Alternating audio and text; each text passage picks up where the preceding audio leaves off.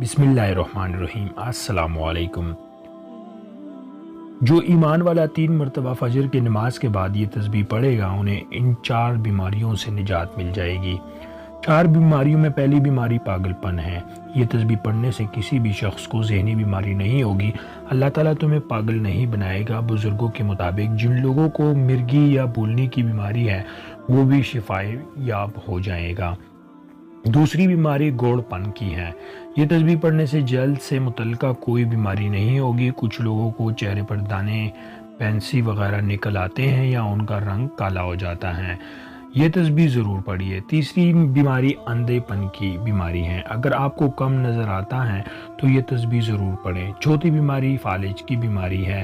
جن افراد کے ہاتھوں پاؤں اچانک کام نہیں کرتے وہ بھی یہ تسبیح پڑھ لیں۔ آئیے اب ہم آپ کو بتاتے ہیں کہ وہ تسبیح کون سی ہے۔